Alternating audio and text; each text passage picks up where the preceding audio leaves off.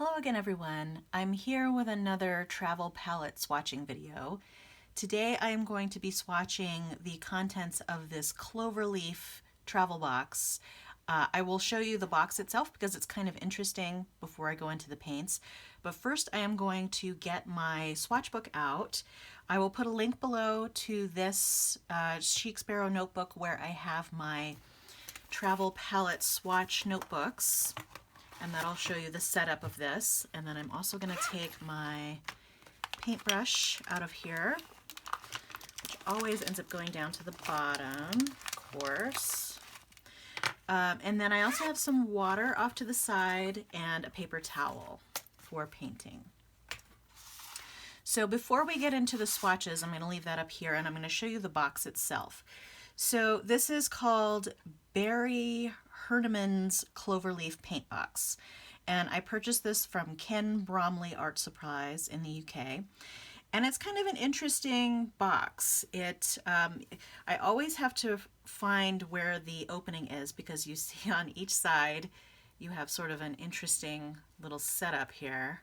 But this is the front, so if the words are facing you, that's the front, and then you pull up here on that, and then there's a mixing area here.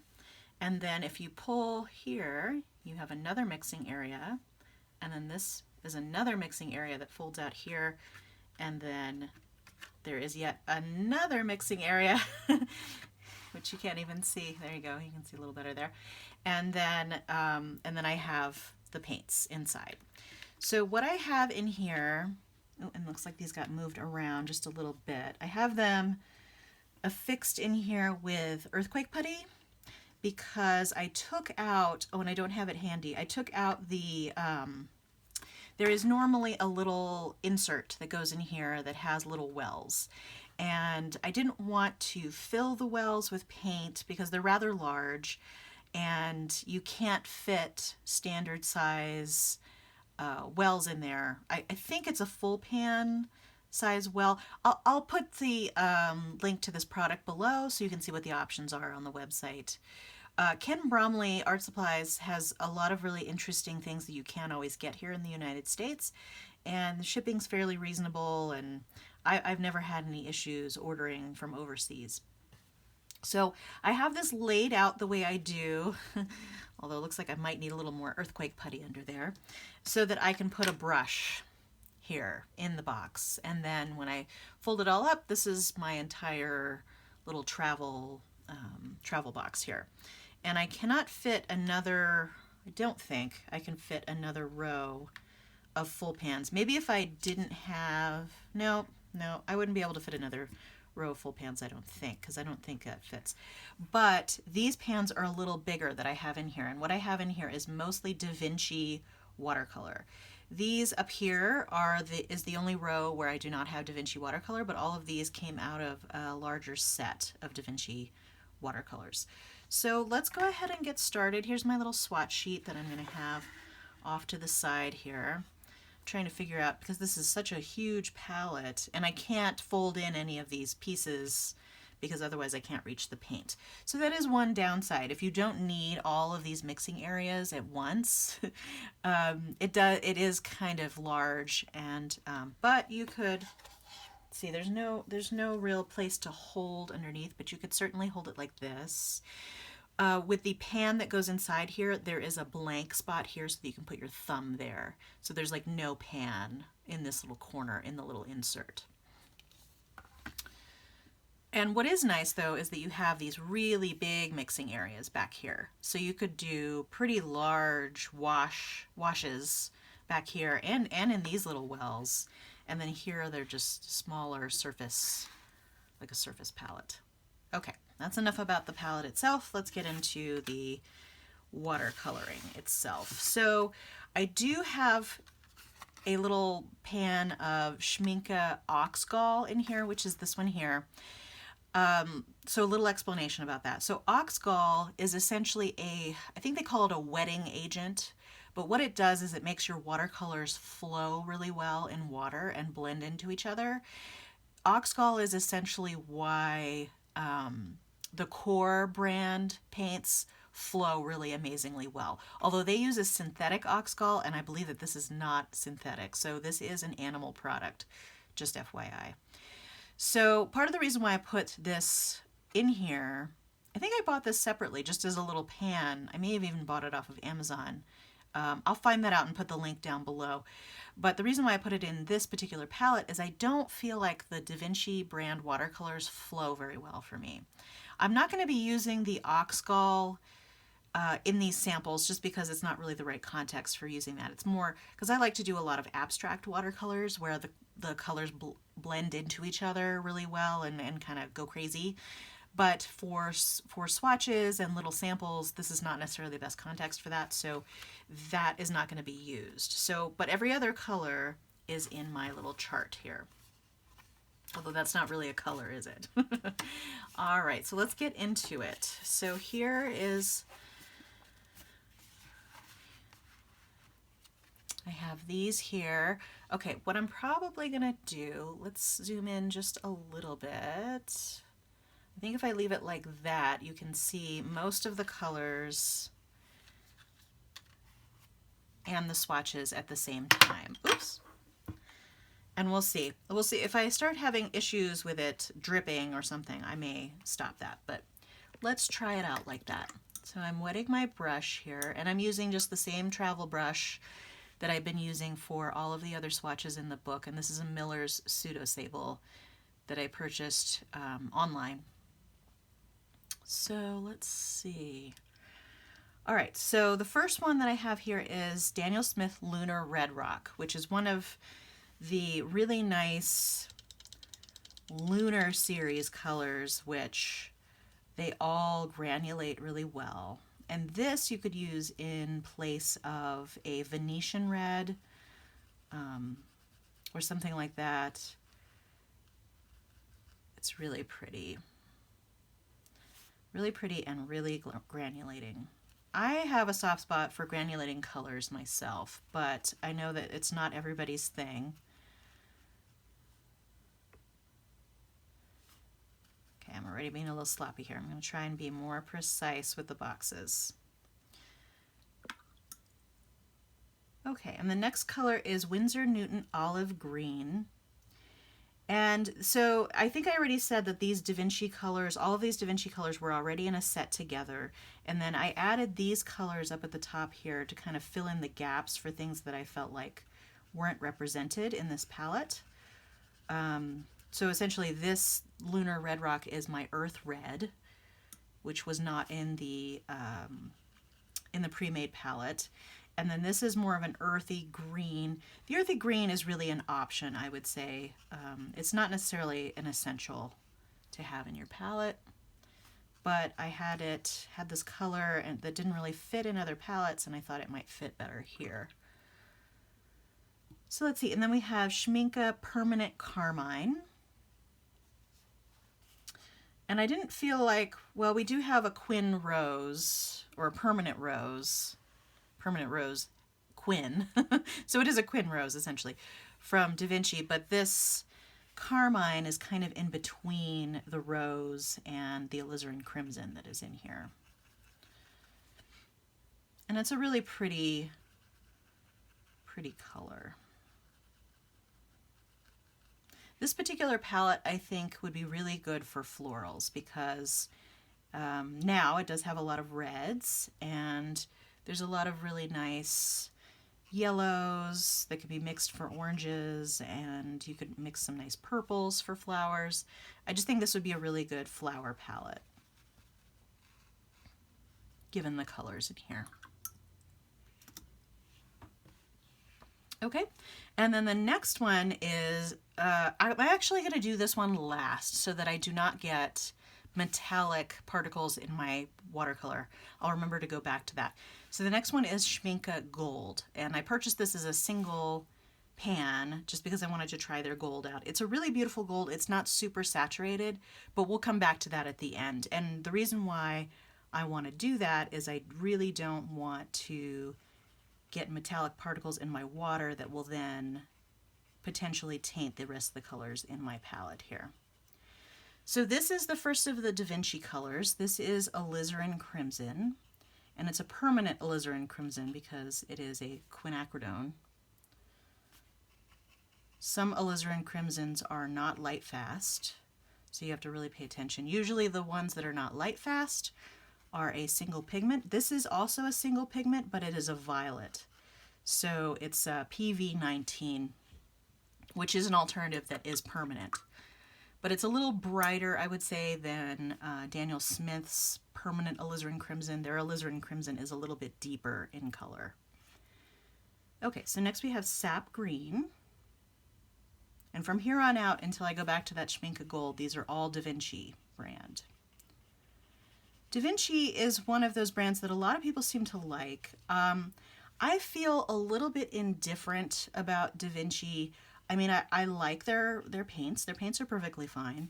I just find that they just don't do it for me, I guess is the thing. They're perfectly satisfactory to paint with, but I feel like they don't have any qualities that I can't get out of other brands. And as per usual, Daniel Smith kind of has my heart for being my favorite watercolor brand. And they have a lot of unique qualities that you don't find in Da Vinci. I feel like Da Vinci is kind of like, you know, white bread. Like it's it's perfectly good, but it doesn't have anything exciting going on with it, right? So this is actually an opaque white. It's titanium white. And I think they essentially are using this in here as a gouache almost, because it is opaque. And that was kind of an interesting choice, I thought, because like I said, the rest of these colors are all in a curated set by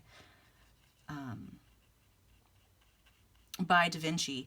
And I thought white was kind of an interesting choice. You can make pastels with it, which is also why I think this is a good flower palette, just because pastels tend to work well with florals. Okay, and this is a Da Vinci red, this color that I'm painting with now. Their colors are very pigmented, so they're a very good artist grade paint. I don't want to say anything bad about Da Vinci because they are good. It really is just personal preference from my perspective that I'm not that fond of the qualities they have, which I think are, I want to say boring. Boring to me. I don't want that to discourage other people from trying out the brand because it is a good artist brand. Okay, so the next one here is Ultramarine Green Shade, which is kind of an interesting color. We don't normally see green shade in ultramarine. It's still PB29.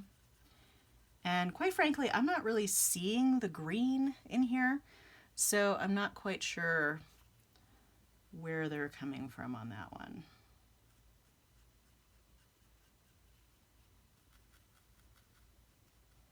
Again, being a little sloppy.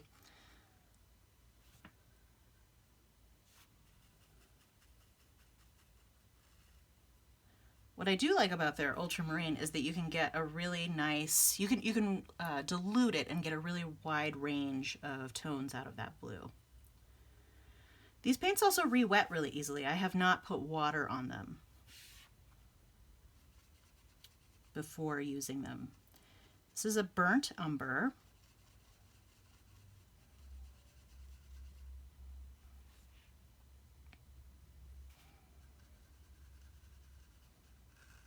And they didn't really give much of an explanation as to why they put the colors together that they did in their set.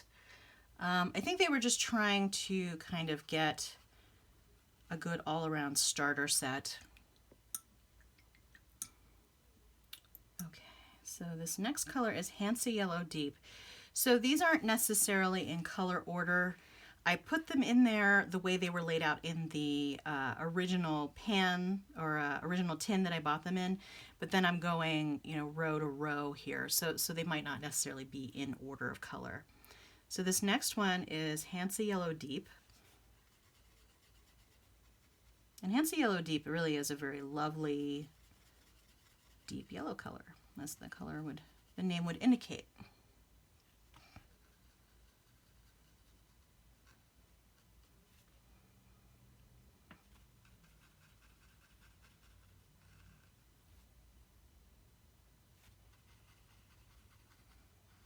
I think my favorite tone of Hansa Yellow is Hansa Yellow Medium. I feel like the Yellow Deep goes a little bit too orangey for my taste. Okay, so this next color is Phthalo Blue, which is always a very intense pigment. On the labeling, they just said that this was PB13, or I'm sorry, PB15, but it didn't have a colon and then a number, another number after it. Oftentimes, I mean, because there's variations on Phthalo Blue. Usually the, okay, so this is the red shade. So, so it's very interesting that you would put a ultramarine green shade and then a Phthalo Blue red shade in the same palette. Although I have to say, in my main watercolor palette, I don't have Phthalo Blue green shade, I have Phthalo Blue red shade, just because I really like the vibrant blue. But I'm using Daniel Smith, and I feel like this vibrant blue is not as vibrant as the Daniel Smith. Let's just suffice it to say, I really like Daniel Smith. And Da Vinci, I'm just okay on. But like I said, plenty of people really like it, and if you like really smooth watercolors that are easy to control as far as where they go, they're not wild like some watercolors are. It's fairly controllable, which is nice if you want to stay within the line, so to speak, or you want to do like florals. If you want to do some floral painting, it would probably be very, very good for that. Okay, so this next one is Da Vinci Yellow, which is this one. It's a little dirty, so I'm going to try and go to a different spot on the pan. And it definitely, the colors definitely re-wet really easily. I just tend to be a person that really likes their watercolors to be messy. Not necessarily messy, but have a lot of flow to them. And that's part of what I like about watercoloring, is watching the colors kind of go crazy. I like not having the control over them. But if you want to have control, or more control, you're never going to have full control over watercolor. Hate to break it to you. But if you want more control, this is going to be a really good brand to use. Minus the schminky Oxgall. I might do a separate video on adding additives to watercolor, because I do have some other jars of medium for watercolor that can be used in various ways. So I might do a whole other video on that at some point. So this is the Permanent Rose, aka Quin Rose. And this is a really bright Quin Rose. I would say this is almost, well, it's not an opera rose, but it's getting there. It's pretty bright.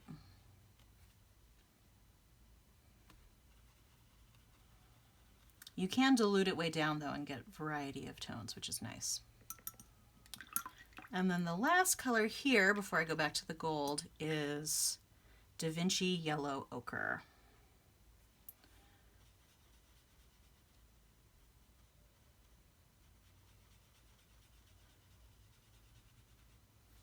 And what's also kind of interesting about this palette is you do have a really interesting set of sort of more opaque colors. Like the Da Vinci Yellow, I would say, is a little bit opaque. This Yellow Ochre is a little bit opaque. So it's not a pure transparent palette. So that's something to know too. Okay. I'm actually going to wait to do the gold again until I do my mixing here. So let's go ahead and I will not forget to go back to it, I promise. So I'm going to go over to my little mixing chart here. And for the, let me move this out of the way a little bit so I can move that over. So for the mixing chart, I decided to use a fairly traditional mixing trio. So I'm using, for the blue, ultramarine green shade. For the red, I'm using Da Vinci Red. And then for the yellow, I'm using Hansa Yellow Deep. So let's go ahead and start with the red. Getting my water here. So let's see, Da Vinci Red is this one here. And this is probably the most true red that is in this palette. And it's very interesting because most brands that name their reds after themselves, like Winsor Red, Da Vinci Red, there's another color that does that too. Maybe Rembrandt Red, I can't remember. But the companies that do that, those reds are all very similar, which I think is kind of interesting. So I'm just putting some red in this little pan here. I probably could do this on the flat part, but I'm going to do it here. And then I'm going to, that's a very saturated red. I'm going to go ahead and rinse off my brush. And then I'm going to go into the yellow, which is this Hansa Yellow Deep, which is this one here. So I could have gone with Da Vinci Yellow, but I wanted to go a little bit deeper. Just because the red is so dark, I figured we should try the darker yellow. Okay, now I'm going to make sure I have roughly the same amount. Oh, I've got a long way to go on that one. And I have to rinse my brush out because that is a very pigmented red. Okay, so because the red is so strong, it's gonna, the mid-tone is definitely gonna lean a little bit more red than yellow. So here's our orange that's in the middle here. Okay, it's gonna be a little bit harder in this type of palette, but I'm gonna mix a little bit more yellow down here. So that is going to be the yellow, the red yellow, with more yellow. And then I'm going to mix a little bit more red up here. And that red really takes over. So although I think that's a pretty good gradation there, you can still tell that there's a little bit of yellow in that red. And you'll see we're getting really saturated colors all throughout here. So I'm going to wipe out that palette.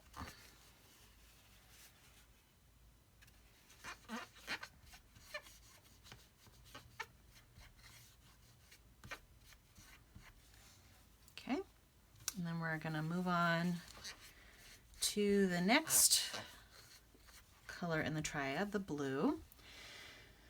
So let's see, ultramarine, that is here. Ultramarine blue, green shade. I mean, I suppose it's not super red shade, but I'm really just not seeing the green shade too much in there. So I'm going to put more of that in here. Rinse that off, and then I'm going to go with the yellow first. So I'm going to mix an equal amount of the yellow.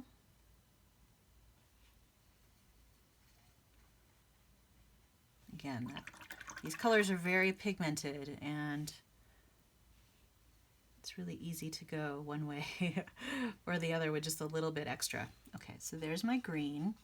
And that's a little bit of a muddy green, partially because the blue is a granulating color.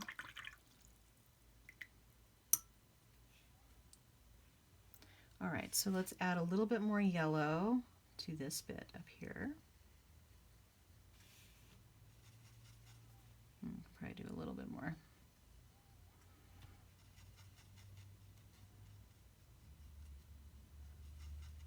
Okay. And then I'm going to add a little bit more blue to the color down here.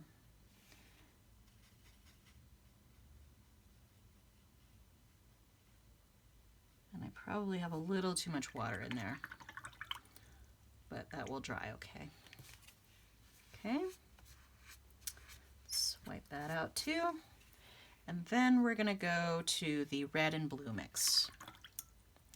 So I am going to add the red, and then I'm going to add the blue. Okay, and that's going to give us our mid purple.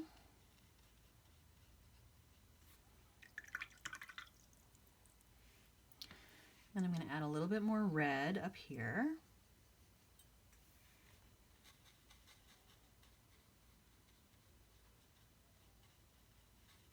See, that red goes red so quickly when added to other colors.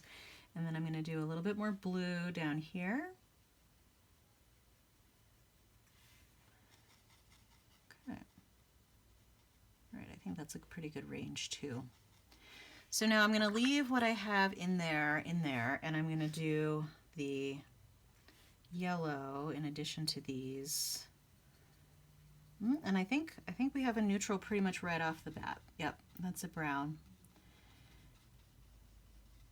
So in order to get a true black here in the middle, you would need to vary the amounts of each color that you put in there, because this is kind of a 1-to-1-to-1 that is getting this brown or this neutral in the middle. And if you wanted to make a black, you'd probably be adding a little bit more blue the whole time.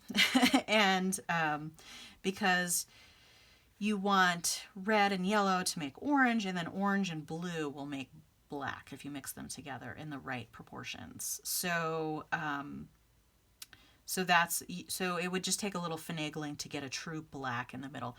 But I think in theory you should be able to get a black from any mix. I actually might do a video separately on all mixing blacks because they're kind of fun. Okay, I am going to go back to that gold now that my water can be contaminated. We're at the end. And this is a really beautiful gold. Oh, and I probably should have wet it first because this particular gold is a little bit hard to re-wet. And so I'm just going to kind of mix that water around on there. It's a really pretty subtle gold that I think would be really good for highlights. Sort of like sun glinting off of something, perhaps. And that's kind of why I put it in here. I didn't want sort of like a solid gold. As you can see, it's not super duper. I probably should not have rinsed it all off. Let's see. See, now it's going to be too dark there on the bottom. Fix that. Okay. Because I really just included it in here to have sort of golden highlights.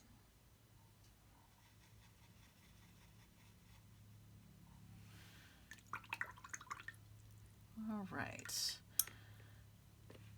So that's it for that one. I'm not going to put this back in here right now. Well, no, I will. Here, I'm going to show you these colors a little closer up first, especially so you can see that gold. Like I said, it's not a super flashy gold. And then here are our color mixes. Okay. So that's it for this one. Next up we have a tiny wood palette that I think you're going to think is super cute. It's really super cute, but we'll cover that one in a separate video.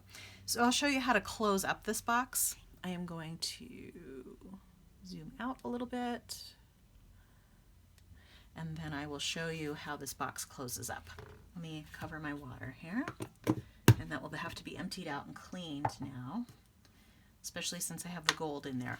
I'm a little paranoid about contaminating my colors because I don't want them to get a metallic sheen on them by getting the gold in there. Okay, so what's nice about this palette is I was thinking, oh, I can't put this in here because it's going to get stuck to the bottom, but I actually place this on top of this first little palette here. So I'll show you how it folds back up. So we put this one down, and it's not going to get any of that color on it. And then I'm going to put this there. And then I always forget which is first, but it's one of these. Yes, that was the correct way. And then this one on top. It's not the most compact palette in the world, but it does have its interesting features. And you could actually use that little insert as a separate mixing palette if you don't use it, like I have not used it. Or you could fill the little the little wells with colors of your own. So there are a lot of variety and options with this palette. And I'll put a link below, and then you will be able to see the insert that comes with it. I unfortunately did not have it here today. It's down in a big pile in my art room. Okay, but for today, that's it. Have a great day. Feel free to like and or subscribe, and thanks for watching. Bye.